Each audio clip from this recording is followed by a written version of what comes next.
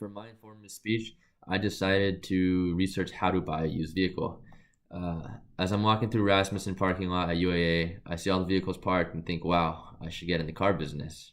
Nah, but seriously, I'm curious as to whether each driver purchased their own vehicle or had help from someone else. Purchasing your own vehicle can be a very irritating and stressful process that many of us have experienced, especially myself. By the end of this speech, my goal for all of you is to understand all the different ways of how to purchase a vehicle independently. Today, I'll be discussing the three factors of purchasing a vehicle, which is your preferences, researching your vehicle, and where to purchase your vehicle. First off, I'm going to start with vehicle preferences. Each person has a different opinion in which car they want. In other words, they must choose the right vehicle for themselves. For example, people in Alaska would prefer to have a four-wheel drive over a rear-wheel drive or a front-wheel drive because the vehicle handles better in the snowy winters.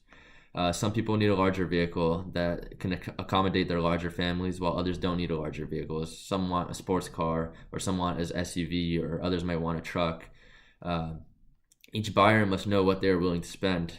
This can be the hardest part since we can't always have what we want.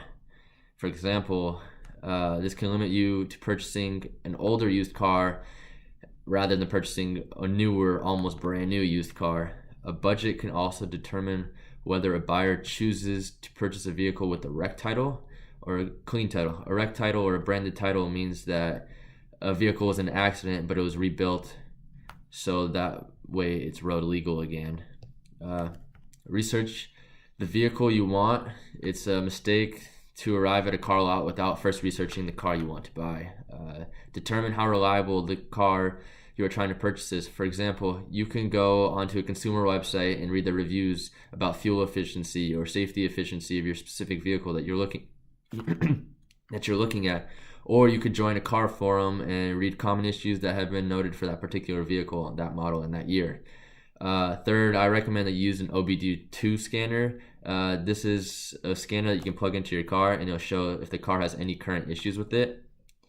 Don't overpay for a vehicle. So make sure you get a Carfax or a title history to see whether the vehicle has had any previous damage. If so, that will drastically reduce the price or might even persuade you to look for another vehicle, since some people aren't willing to show you which damage has been done to the car, so you don't know how bad the damage was prior to that. Also, if it has a branded title, just know that will reduce the car's value by 20 up to 50%. Use vehicle price calculators like Kelley Blue Book or NADA Guide to see how much the vehicle is worth in its current condition. That includes body damage, interior, which features the car has, mileage on the vehicle. Determining where to buy your vehicle is kind of a tough one because you can either choose to buy a vehicle from two options. The first is an auto auction. In auction, you can purchase vehicles for a fair amount of money, but be very cautious to understand who is willing to sell it and why.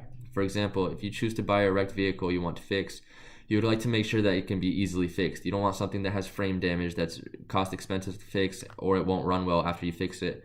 Also, you want to know that an insurance company is selling it to you, not a private owner. Because if it has slight damage and it's a private owner, there might be mechanical issues such as the transmission issue, or it might have engine issues with it as well. So that's why it's always important to make sure who's selling it. If you're attempting to purchase a non-wrecked vehicle from auction, make sure you check that all the functions of the vehicle are operating. For example, check the oil in the engine, make sure that the transmission has nothing wrong with it, and other stuff like that, etc.